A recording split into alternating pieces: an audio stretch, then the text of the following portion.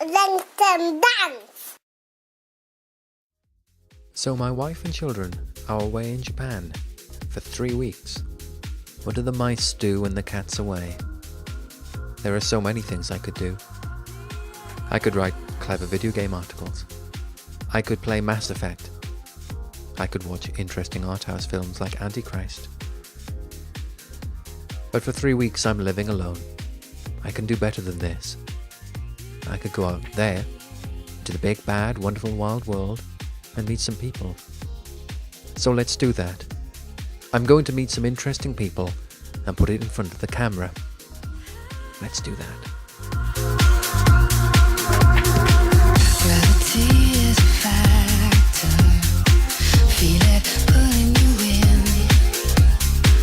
It gets under your skin, and you just sink in. When the past is Great. So I give an introduction of some sort. Something that's really witty and astounding. Yes, welcome to Video games. video games. Yeah. Electron Dance talking to Arcadian Rhythms. Or is it Arcadian Rhythms talking to Electron Dance? I'm not quite sure. It might end up as Arcadian Rhythms talking at Electron Dance. So we are located currently in Paddington, near Paddington, and I've got on my right, I haven't drunk enough yet, on my right this is Sean C. Green from Arcadian Rhythms, on my left is the eponymous AJ, or also known as Magic Commander. He will be represented tonight by this bottle of vinegar.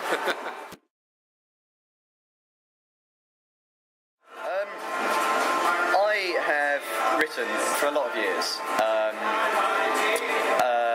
I started out writing a lot of fiction. In fact, when I was a kid, I started out writing video game fan fiction.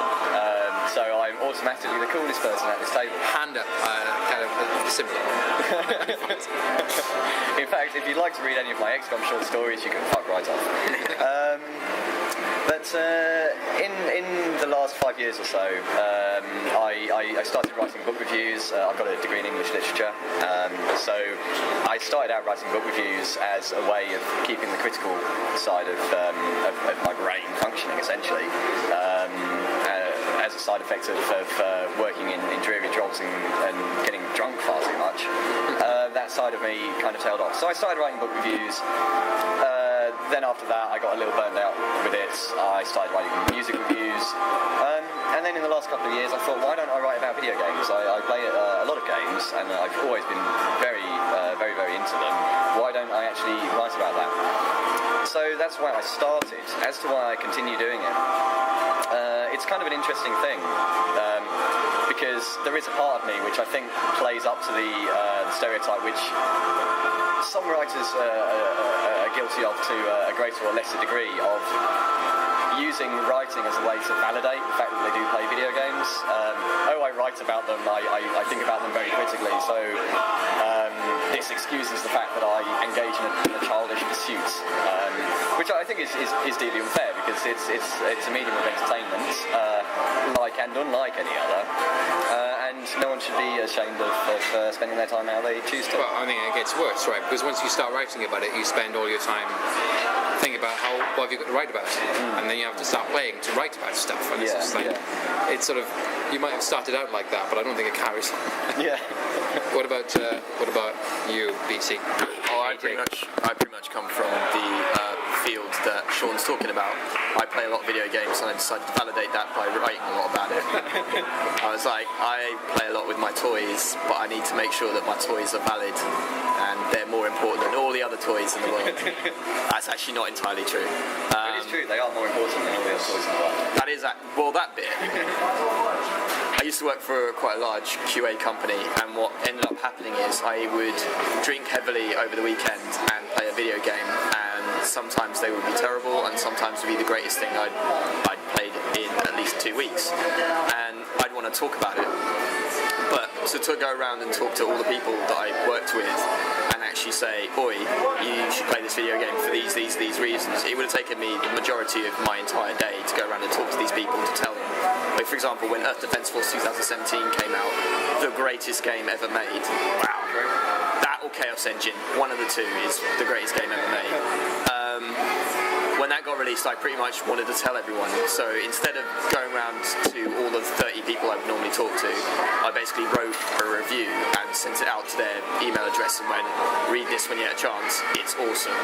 And as a result, Defence Force sold 5 more copies of that game. That was, but what ended up happening is that slowly but surely these people started leaving the company that I worked with, but a lot of them actually were kind of going, we really enjoyed like reading what you write, but we're obviously no longer on a mailing list. I mean, and also, you know, we changed stuff, so you should probably start writing on a place where you can read it. And I kind of resisted it for ages because I was like, no, this is embarrassing. People will be able to read my stuff who don't know me, and then they'll judge me and tell me that I'm rubbish at this. Yeah, we do that. I know, but you do it behind my back, which is better. I appreciate it. I hate GameFAQs, but I love GameFAQs at the same time. And I will go there and read stuff on GameFAQs when I'm really, really, really depressed. I will go there and read all these really young people who have no writing skills whatsoever, pouring their heart out over whatever games piss them off or that they love more than anything in the world. And in a really mean-spirited way, laugh my arse off for long, long periods of time. To the point where actually I'm probably partly responsible for why you're no longer allowed to have email addresses attached to reviews, because I used to email writers on GameFAQs that I particularly thought were special, but do it in one of the most evil, mean-spirited ways I possibly could. There's one guy who wrote a review for Jaws Unleashed on the original Xbox, and he wrote this, and he's actually the inspiration for Rainn Wilson S. Actually, he's completely, because he wrote this review about Jaws Unleashed, which I think is actually pretty bad but kind of fun. And he went on and on about how terrible it was, but how much his little brother hated it more than anything in the world. And so I wrote him an email reply back praising his review for how good it was, and just wrote this like huge swathe, like taking apart every single one of his like sentences and pointing out all the spelling mistakes and all of the, like the grammar issues, and like how brilliant was he remembered to like, you know, include his brother. His brother must be really, really clever for like being able to see what piece of shit this game was. Just went into this thing and I sent it off. It was like, that's fucking hilarious, I'm drunk, this is brilliant. And he sent me an email back going, lol, thanks, okay, smiley face, winky, thanks for reading my review. I felt a little bit bad about that. P.S. What's your address? I'd like to send you a complimentary copy of Jaws Unleashed. Myself and AJ have very different philosophies. I will sit there quite happily and watch every cutscene in any game ever, no matter how bad it is, whereas AJ will not, no matter how good it is. The only exception to this is when he introduced me to Mind Jack. And I would skip them all as an act of tribute to him, except for when I forgot. And I was just watching them going, oh, this is exciting. There's like this vaguely Hispanic man that AJ really likes. He wants to say something now. Anyway, yes, sorry, there's a difference in philosophy there. There's not really any underlying story to that. You just go off on a tangent, it's fine. Yeah, I do tangents as well. I'm not very focused. Basically, cutscenes can fuck off, is what he's trying to say. No, cutscenes are great, is what I'm trying to say. which is why I was trying to get you to play Star Siege, which doesn't really have very many cutscenes, but has the most amazing plot surrounding the game. It's wonderful. I won't go on about Star Siege because I haven't played it in 10 years, but it's great. I'm all for narrative, don't get me wrong. I absolutely love narrative, but the narrative has to be presented in a way that is unique to the actual medium. I don't really like saying that because it makes me sound a bit like a pretentious dick. Yes, but, Sorry. Yeah. Carry on. But I mean, you validate writing about games. I mean, that's how I write. That's how I roll. Yes. When you come out with it, it obviously sounds out of character. Yeah, right, sure. Humour me, why don't you? But no, basically, the way in which one of my main beliefs is that versus something like film or books, we shouldn't be trying to emulate those those kind of experiences, those exist in the same way in which most people, films are huge, but anyone who's read the book of, say, the latest Hunger Games will tell you that the book, The Hunger Games, is far superior to the film. And because games spend way too much time trying to emulate the experience of what a film or a book is, you will inevitably find that people will say that that storyline was good for a game. That was a pretty good storyline considering it was a game. It was well acted considering it was a game. But really, the most poignant and moments in those games are the ones that you create for yourself. In the case of Far Cry 2, it's the moment where, for example, your buddy might die and you try and resurrect them and then they die in your arms. That, or even, the classic, the grenade rolls back down the hill and blows you up, or you set a bunch of stuff on fire and then you realise it's spreading like mad and you have to escape from it. You were going to say wildfire then, weren't you? I kind of managed to avoid it. I caught him, yeah. I did. I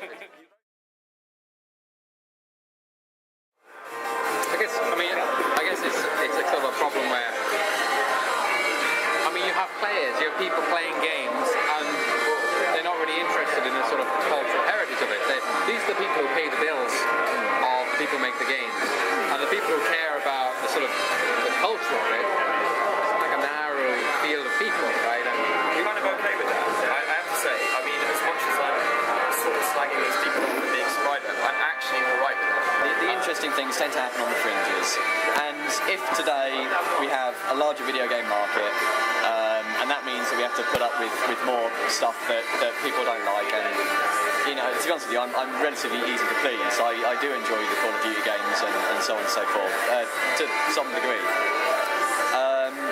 But if we have a larger middle ground, and there's a lot more people buying these games, and so on and so forth.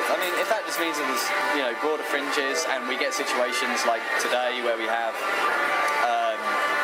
this enormously rich and diverse indie game scene on PC, and even though it gets knocked a lot, and in many cases rightly criticised for its limitations, XBlig on Xbox. The idea of something like that existing 6 years ago, you would have laughed at it, really, wouldn't you? I'm going to do a rapid fire, 20 questions round on you. These points will go towards whether I'll take ownership of Arcadian rhythms or not. Oh, right, okay. So if you don't get enough points, hello AJ. Right, well, this is going to be interesting because I am not good at quick responses, but we'll see how I do. It's going to be good then, isn't it? Okay, question.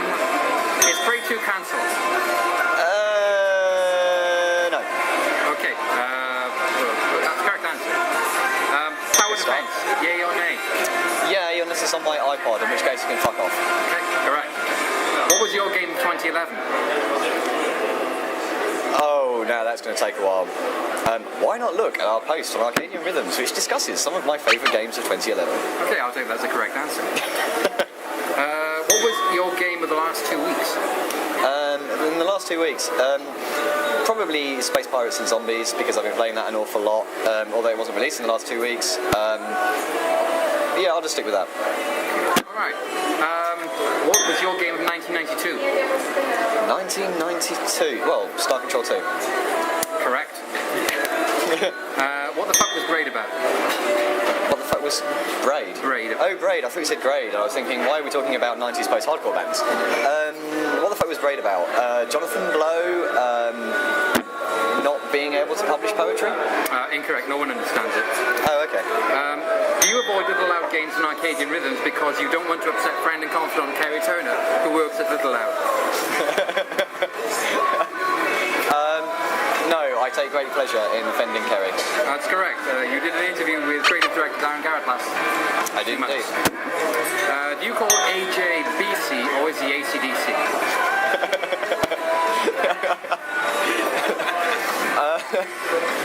That'd be the nicest thing you ever called me if you did that. Well, I really have no answers to that, except that I'm trying to think of rude acronyms. AJ, BJ? I don't know. I'll go with correct. Why was your Empire of Turtles peaceful in Neptune's Pride games, Spear Beams and Tears? Because I generally, if given the option in a video game, I will always pursue you the pacifistic option, or indeed the lawful neutral sort of approach. I'm a chilled out guy. I got with that. What does the C stand for in Sean C. Green?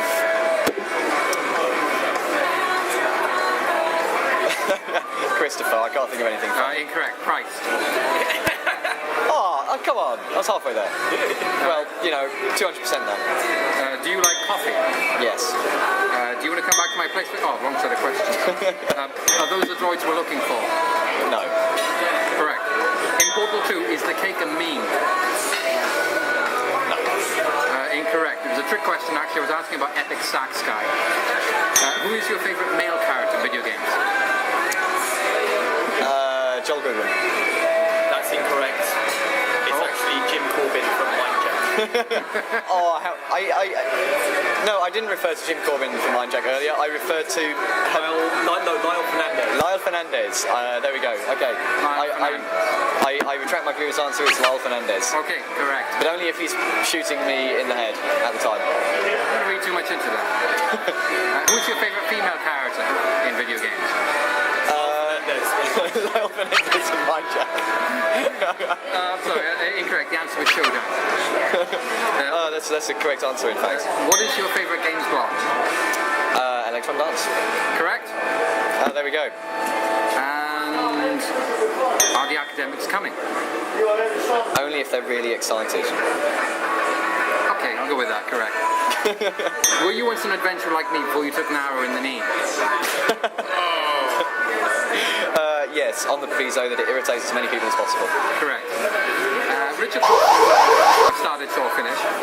Richard Hoffmeyer or Tim Schafer? Oh, I'm going to have to go with Tim Schafer because I've not played a Richard Hoffmeyer game. Sorry. Okay. I guess that's correct. Well, thank you very much, Sean, and thank you very much, Joel. Thank you very much for your podcast.